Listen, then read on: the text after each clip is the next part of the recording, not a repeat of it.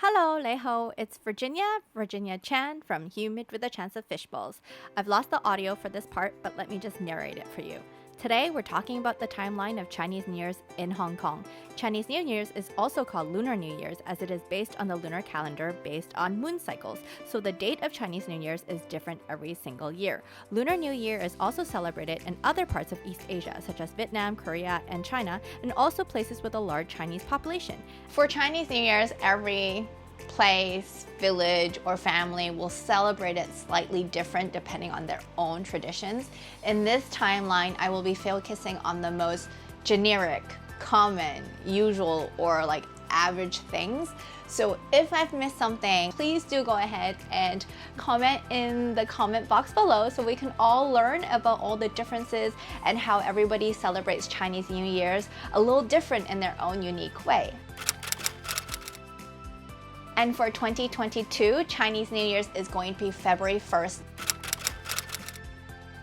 Yes, it is considered a public holiday. The first day, the second day, and the third day are going to be public holidays. I would think it is the most important holiday in Hong Kong, though there is a Chinese proverb that says that winter solstice is bigger. However, in my opinion, I think that Chinese New Year's is bigger. I just think that it has a longer prep time, there's a longer timeline, also there's more days off as well. Chinese New Year's is actually 15 days, so it goes from the first day of Chinese New Year's all the way to the 15th day of Chinese New Year's. The last day is actually the Lantern Festival, and that is the conclusion of Chinese New Year's. Your Chinese zodiac animal corresponds to your birth year. There are 12 animals in the zodiac and they repeat in a cycle, and it's said that your personality traits are aligned to your zodiac animal. So in 2022, it is the year of the tiger, and it's said that the people born in the year tiger are confident, ambitious, and courageous. So I think sometimes there is a misconception. So for example, if I am the year of the tiger and it is going to be year of tiger, you think, yes, it's my year, is my lucky year, is the year for me. But actually in Chinese philosophy, it is actually the opposite. You are in direct conflict with the year. We call it fan tai shui.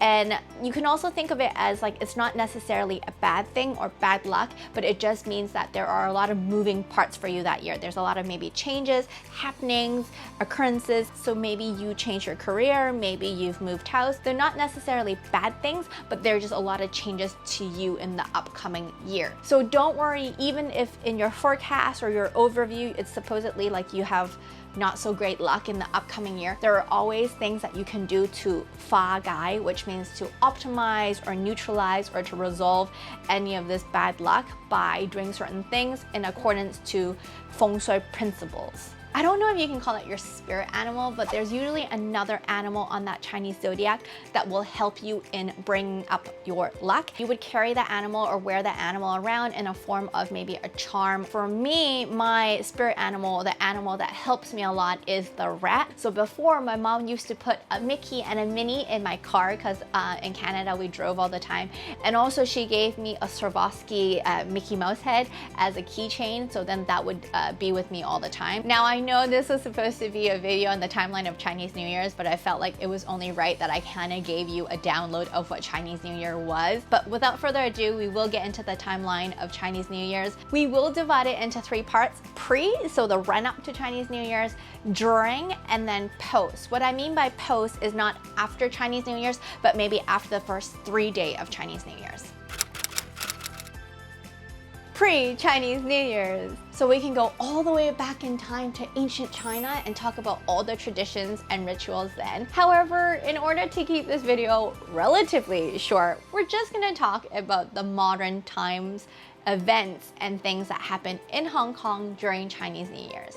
Now, I would say that the end of the year is quite busy in terms of commercial advertising. October is all about the pumpkin spice lattes. October 31st is Halloween, and then November 1st, bam, it is Christmas. You might have Thanksgiving in the middle, but in Hong Kong, it's all about the Christmas decor. Still about Christmas up until I would say January 1st, and then January 2nd, bam, it's all Chinese New Year decor decor. And the reason why is because Chinese New Year's is usually at the end of January or beginning to mid of February. So there are about, I'd say 3 to 4 weeks before Chinese New Year happens after the actual New Year's. For the first 4 weeks, 3 weeks countdown to Chinese New Year's, people are slowly, getting back from the holidays, and then they're slowly kind of prepping up for Chinese New Year's, meaning they'll slowly get their Chinese decorations. They might go over and get some dried seafood, but nothing really happens at an urgent pace. So just like Christmas, people do like to decorate their house with Chinese New Year decor. We like the color red. Please see Exhibit A here.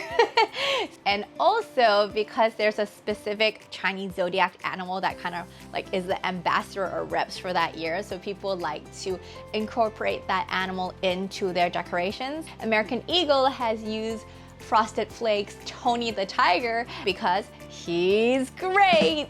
People at this time might also be getting their lucky envelopes. We don't really buy lucky envelopes. Actually pretty common in Hong Kong for companies themselves to make their own lucky envelopes, and then they give it out to their clients, and then they'll also let their employees get them. You end up actually getting a lot of free lucky envelopes anyways. There is a very important meal that we eat during Chinese New Year's, and it happens on Chinese New Year's Eve, so the night before Chinese New Year's, and this is the bountiful meal with everything that you can imagine on the table with your whole entire family. There's a lot of dried seafood that goes into these dishes, so people will be pre-ordering or maybe slowly buying already their dried mushrooms, the black moss, dried oysters, dried shrimp, dried scallops. Once again, red is the color of Chinese New Year's.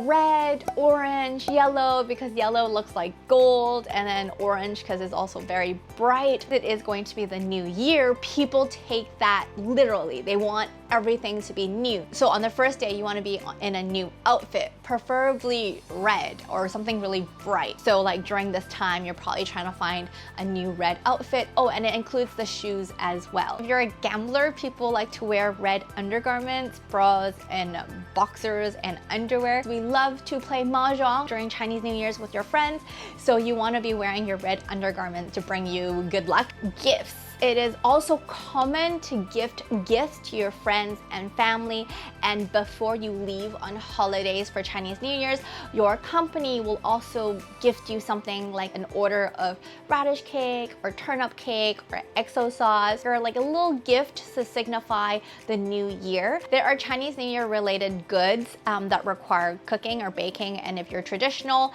then yes, you would make all these dishes yourself, but a lot of times people, to save time nowadays, will go and buy it. Companies will open up a pre-order for radish cakes, turnip cakes, water chestnut cakes, etc. You pre-order and then you pick up a little bit closer to Chinese New Year's. Like I said, Chinese New Year's is literally the start of the new year, and people take that term quite literally, meaning they want their house to look like it's new. They want a huge clean out. They want it to be like really, really clean, so people will start their organization or their cleaning at this time. Let's talk about lucky envelopes / red pockets / red packets / what we call lai xi. These are lucky envelopes. I only have 4, which is probably a bad number, but I think I used the 2 other ones. And inside we put money.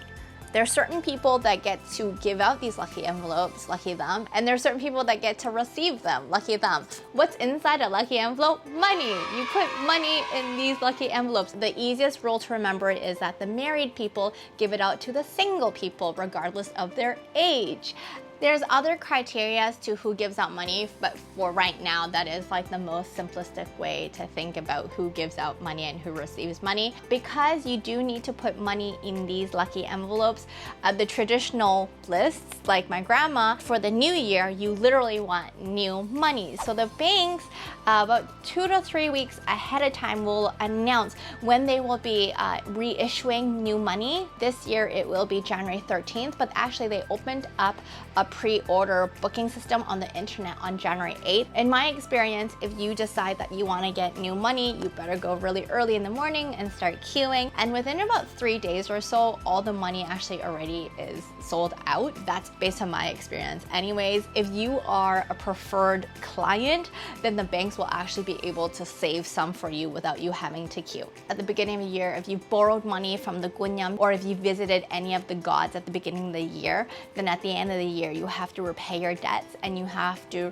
return the money at the gunyam temple, or you have to go and do another ceremony or another procedure at the temple of choice. People like my roommate, they're really big on feng shui. They'll actually get their preferred feng shui master in to look at their house and see how their forecast or overview for the next year will look, and then they'll try to optimize the house for a better year next year. It's a new year, so people also want to have a new haircut and new color job. Actually, in Chinese, our hair is called tao fa, and wealth and prosperity is called fa. So it sounds very similar. If you were to cut your hair during Chinese New Year's, it symbolizes like cutting your luck. So actually, you're not supposed to cut your hair during the entire first month of Chinese New Year. Lots of people as well like to dye their hair, like the aunties like to dye it with a hue of red as well. The ladies like to get their nails done 2 to 1 weeks before Chinese New Year's. It's the same thing, but obviously with a lot more urgency. 1 week before Chinese New Year's is when everything needs to come together. It's kind of like the run up before Christmas. This is when it becomes a little bit more manic and a little bit more chaotic, but at the same time, it has that really vibrant energy. It's got really good vibes, and it's very like yi lao is what we call it, like super vibrant. If you haven't gotten brand new money for your lucky envelopes, and if you are in the position to give out money, you still need to go to the bank, figure out how much money you need to get out to go ahead and start stuffing those envelopes. Let's talk about the flowers and the plants. This right here is a money plant. It lasts for quite a while, but in terms of other flowers,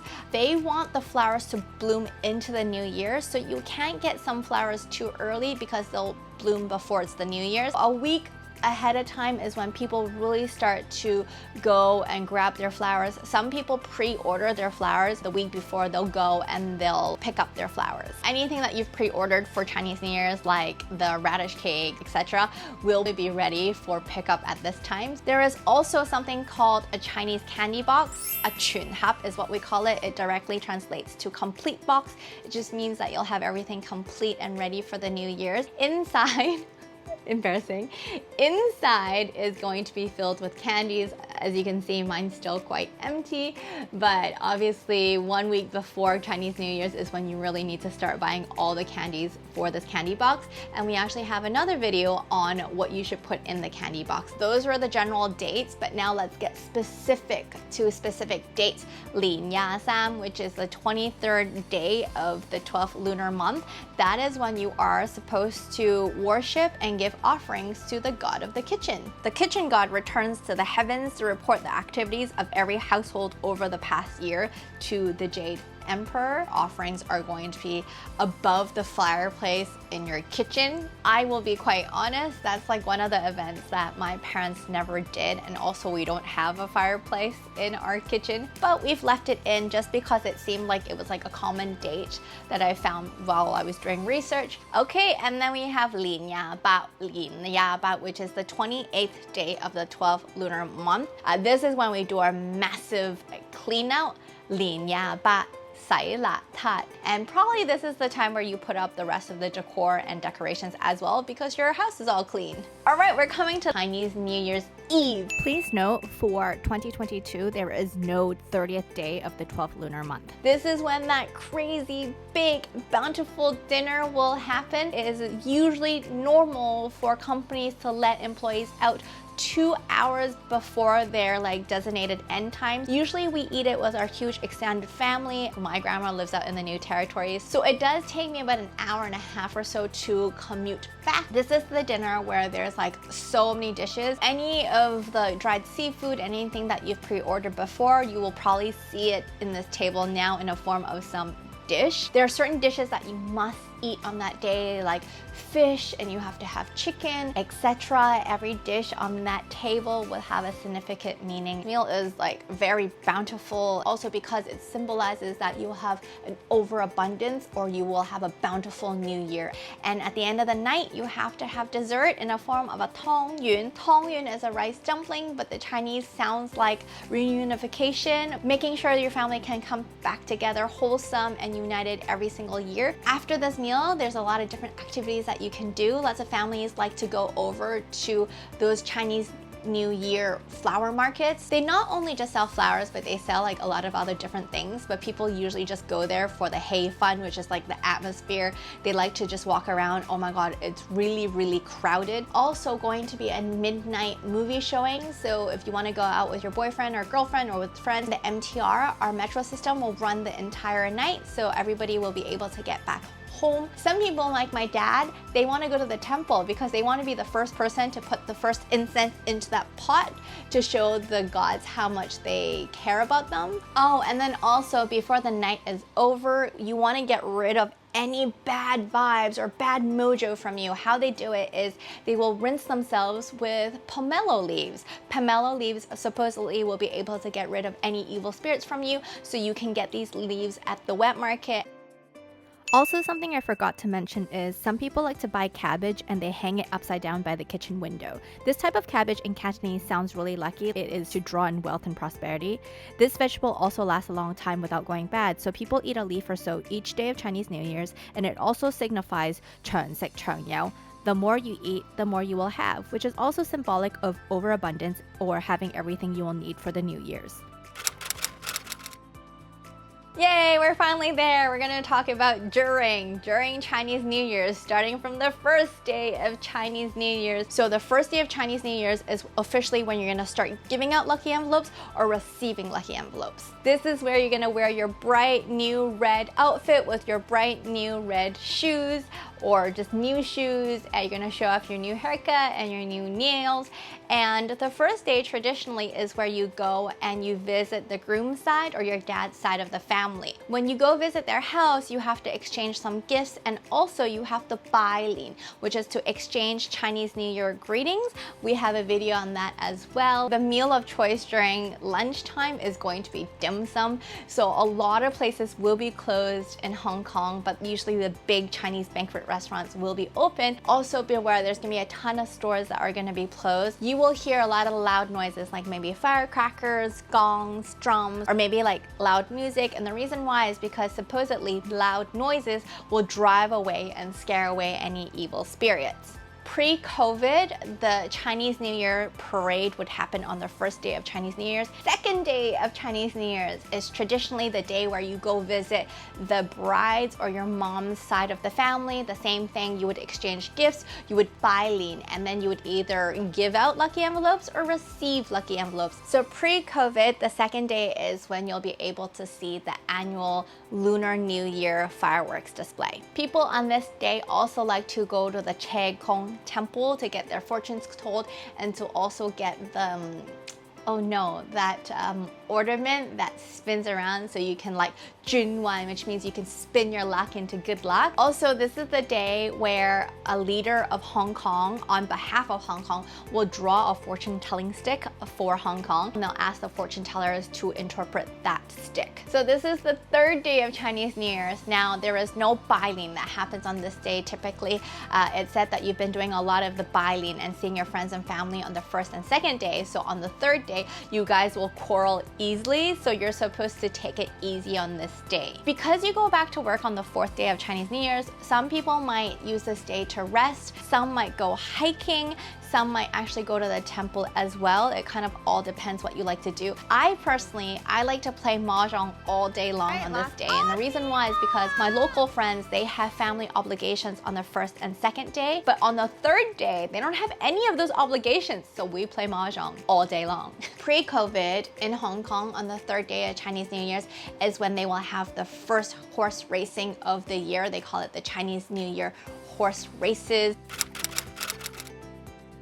Fourth day of Chinese New Year's. This is the going back to work day. You might also get a 開工利是, which means starting the year lucky envelope from your employer, and you will have a 開年飯. So that means like opening the year meal with your team members. Usually you like to go out for dim sum, but that's not like a must. On this day, you'll see lots of lion dances, and it's because it brings luck and prosperity to everybody. Also, you might see that the lions eat lettuce, and lettuce is sang choi, and it just sounds like you will grow or bring wealth. So that's why they eat lettuce. 7th day of Chinese New Year's. The 7th day of Chinese New Year's is said to be everybody's birthday. You might eat specific auspicious foods, or some people just tend to eat vegetarian on this day. And then lastly, 15th day of Chinese New Year's. This is basically the official end of Chinese New Year's, and it's marked by the Lantern Festival. Pre-COVID, the biggest lantern festival display and celebration there was in Causeway Bay at Victoria Park. They would hang all these big lanterns all around the park, and it would be really, really pretty, and they'd be lit. But also on the lanterns, there'll be like riddles, and you try to solve the riddles. Now, the 15th day of Chinese New Year's is the official end of Chinese New Year's. At this point, you can take down any of your Chinese New Year's decorations. Any flowers that start dying and wilting, you would have thrown them out. But today is the official end where all flowers can now go. This is the day where you can stop giving out lucky envelopes. You can open up your lucky envelopes, take out the money, and start using the money. And that's it. That's basically the general timeline of Chinese New Year's. If you do something that's super cool and different, please do comment in the comment box below. There's more in this Chinese New Year's series. But hey, don't forget, what's the weather like in Hong Kong? Well, it's humid with a chance of fish balls. Till next time, Jagin!